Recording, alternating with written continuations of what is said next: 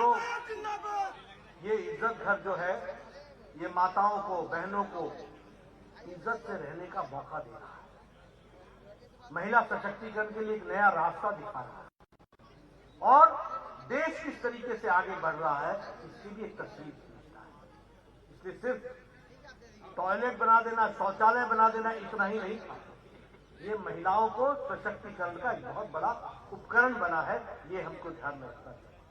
और 2.5 करोड़ के आसपास उत्तर प्रदेश में बना, यानी 2.5 करोड़ माताएं, बहनें अपने दैनंदिन जीवन के यापन के लिए और दैनंदिन नित्य क्रम के लिए वो घर से बाहर जाया करती थी, खेतों में, सड़कों पर। उनको इज्जत से जीने का अधिकार नहीं था। मोदी जी ने इज्जत घर देकर और योगी जी ने उसको बनाकर 2.5 करोड़ बहनों को उत्तर प्रदेश में इज्जत घर के माध्यम से इज्जत प्रदान की है। इसको हमको हमेशा याद रखना है। मित्रों, उत्तर प्रदेश की जब मैं बात करूं तो आज आप दूसरी नंबर की अर्थव्यवस्था बने और दूसरे नंबर की आपका जो इकोनॉमी थी, जो आपकी अर्थव्यवस्था थी, वो 11 लाख करोड़ की थी, आज वो 22 लाख करोड़ की, यानी दुगनी पहुंची। उसी तरीके से पर कैपिटा इनकम वह भी दुगने के पास पहुंच गया है। उत्तर प्रदेश आज 44 प्रोजेक्ट्स में, 44 प्रोजेक्ट्स में देश में नंबर 1 का हो गया है। जो 44 प्रोजेक्ट चल रहे हैं उसमें नंबर 1 पर आ सकते हैं। 10 नई यूनिवर्सिटीज उत्तर प्रदेश में 5 साल में बनी, 77 नए कॉलेज खुले हैं, 28 इंजीनियरिंग कॉलेज खुले हैं और अर्थव्यवस्था को मजबूती करने के लिए सबसे बड़ा जिसको कहते हैं कि इन्वेस्टमेंट का सेंटर बन रहा है, तो आज उत्तर प्रदेश बन रहा है। ये भी हमको ध्यान रखना है। मैंने आपसे चर्चा की, 59 मेडिकल कॉलेज खुले, एक्सप्रेस हाईवे खुले, 10 स्मार्ट सिटीज पर काम चल रहा है। लखनऊ में मेट्रो बन गया है, कानपुर में मेट्रो चल पड़ा है, गाजियाबाद में, नोएडा में, ग्रेटर नोएडा में मेट्रो चल पड़ा है। अब आगरा में, मेरठ में, गोरखपुर में, प्रयागराज में और वाराणसी में मेट्रो का काम शुरू हो रहा है। यानी 5 साल बाद 10 बड़े शहरों में मेट्रो चल पड़ेगा। ये बदलती उत्तर प्रदेश की तस्वीर बनेगी, ये हमको ध्यान रखना है। बुंदेलखंड का एक्सप्रेस हाईवे, यह अपने आप में एक विकास की कहानी बताता है और उस क्षेत्र के दृष्टि से उस विकास में हम सब लोग जुड़ेंगे। उसी तरीके से मॉडल स्कूल्स बन रहे हैं। आपके सामने हमारे गौरीशंकर जी ने आपको बताया कि उन्होंने 50 सड़कों पर काम किया है। एक नहीं, अनेकों प्रोजेक्ट पर काम चल रहा है। पंचनद बैरेज पर उसका भी काम शुरू हो रहा है। उसी तरीके से मुझे बताया गया औरई कोच रोड है, उस पर भी 17 किलोमीटर का काम चल रहा है। मोहम्मदाबाद मुदा रोड है, उस पर भी काम चल रहा है। औरई इरखात रोड है, इकर रोड है, उस पर भी 28 करोड़ रुपए की लागत से काम चल रहा है। तो ये सब काम और ये जो हमारे ये हाथ जोड़ करके आप खड़े हैं, इनको आपको आशीर्वाद देना है। इन्होंने उसको जमीन पर उतारा है, इसको भी हमको ध्यान में रखना है।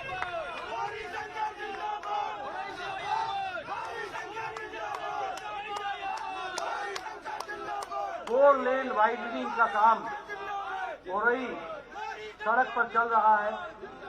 50 बेडेड आयुष का हॉस्पिटल, उस पर 7.22 करोड़ रुपए, 7 करोड़ 22 लाख रुपए खर्च हो रहे हैं।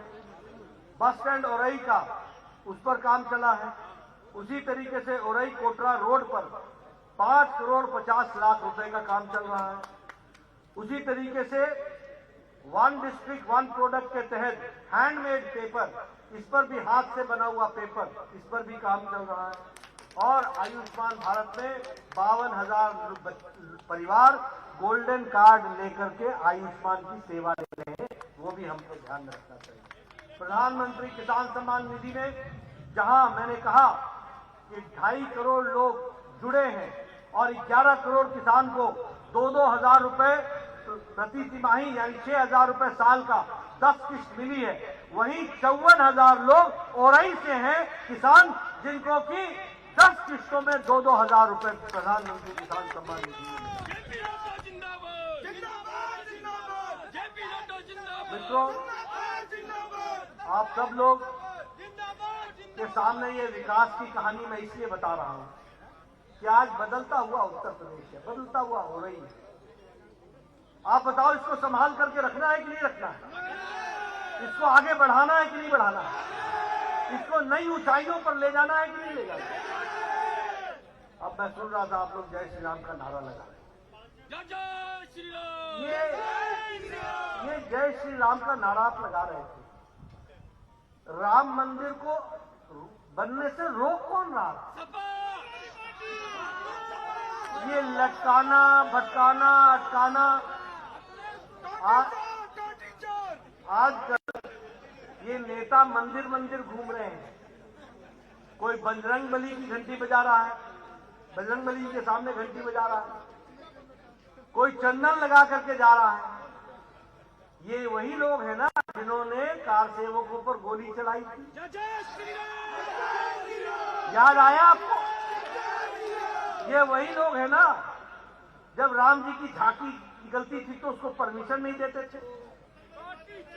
ये यही लोग हैं ना जो कृष्ण जन्माष्टमी में झांकी निकलने को रोकते थे, परमिशन नहीं देते थे। मित्रों, ये तुष्टीकरण की राजनीति को लेकर के चलने वाले लोग। और इनके राज में क्या था? इनके राज में खनन माफिया, रेत माफिया, जमीन घोटाला करने वाले माफिया, अपहरण उद्योग था कि नहीं था? आप बताइए, इनके राज में मां बहनें सुरक्षित थी क्या? सुरक्षित थी क्या? मैं पीछे से सुनना चाहता हूं, सुरक्षित थी क्या? आप बहनों को सुरक्षित देखना चाहते हैं ना? अगर आप चाहते हैं तो योगी जी का 5 साल और होना होगा। इस बात को भी आपको ध्यान में रखना चाहिए।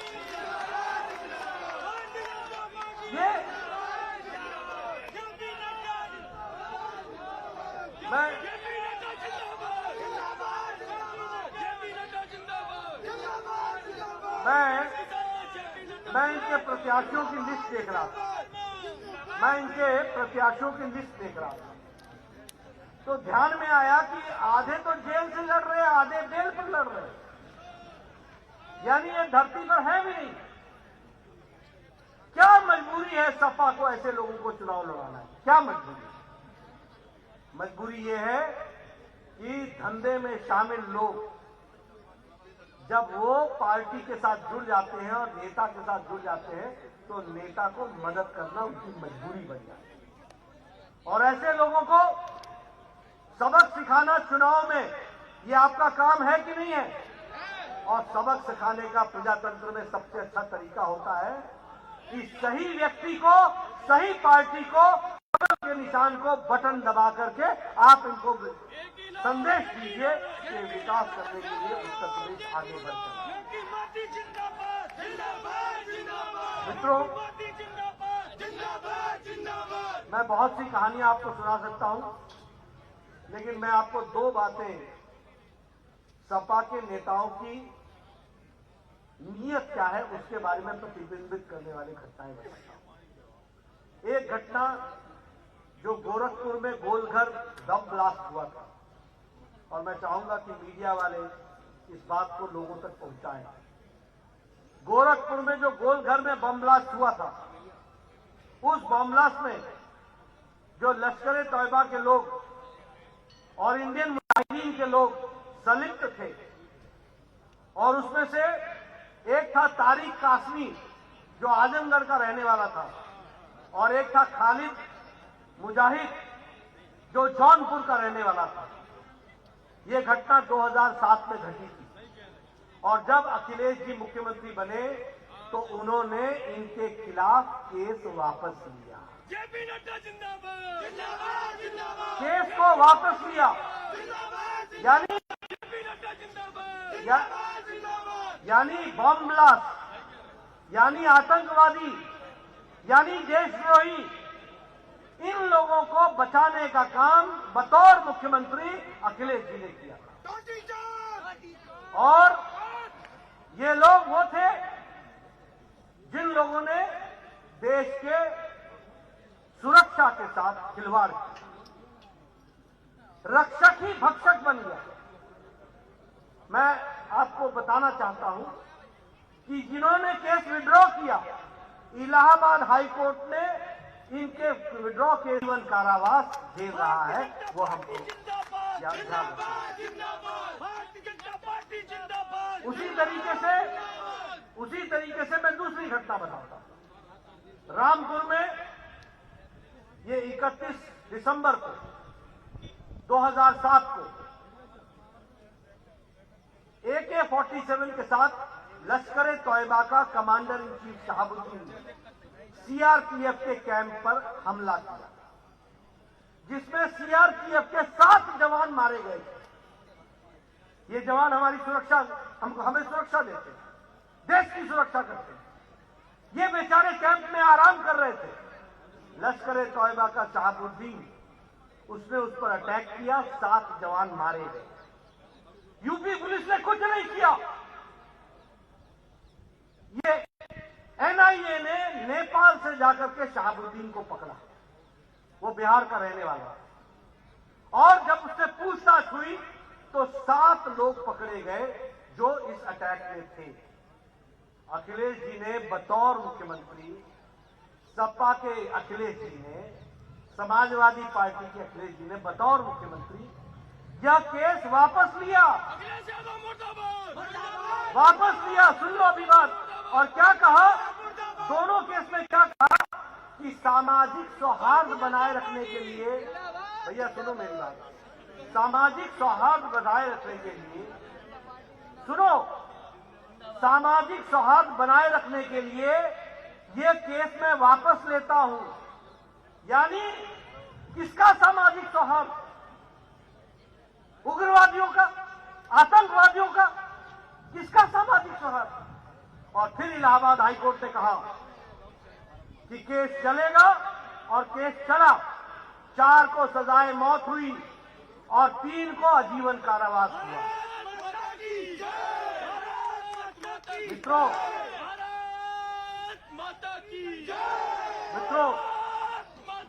मैं एक ही बात कहना चाहता हूं।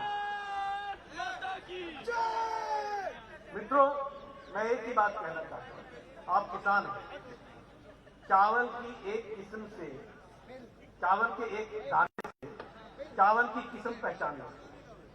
यहां नेता की एक हरकत से नेता की नीयत नहीं पहचान पा रहे हो। क्या नीयत रही होगी? बतौर मुख्यमंत्री जो उग्रवादियों को बचाता हो, और आप बोल रहे हो माफिया राज, आप बोल रहे हो, अरे ये उन्हीं के साथ तो पले बढ़े, ये उनके ही तो साए में बढ़े। इनमें आपको बताइए कानून व्यवस्था स्थापित होगी क्या? आप बताइए, सपा के राज में कानून व्यवस्था थी क्या? 300 दंगे हुए, 300 दंगे 5 साल के अंदर। और योगी जी के राज में एक भी दंगा नहीं हुआ। इस बात को हमको ध्यान रखना।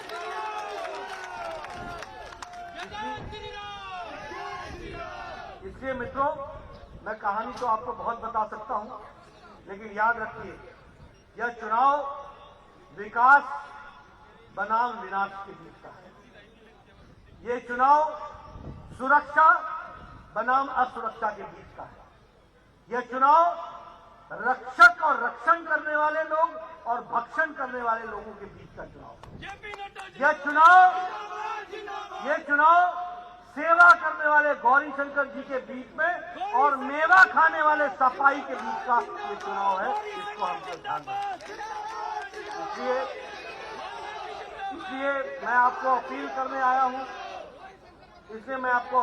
आया हूं, कि आप भारतीय जनता पार्टी के कमल के निशान पर वोट दें, भारतीय जनता पार्टी को सफल बनाएं और ओरई के विकास में जो काम चल रहे हैं, जो सड़क का काम चल रहा है, जो बाकी विकास के काम चल रहे हैं, उस काम को आगे बढ़ाइए। भारतीय जनता पार्टी को आशीर्वाद दीजिए। गांव-गांव में जाइए, घर-घर में जाइए और घर-घर में जाकर के कमल के निशान पर वोट लोग डालें। इसके लिए निवेदन दीजिए, निमंत्रण दीजिए, उनका सहयोग लीजिए, उनका आशीर्वाद लीजिए और औरई के विकास में अपना योगदान दीजिए। इन सबको बहुत बहुत धन्यवाद।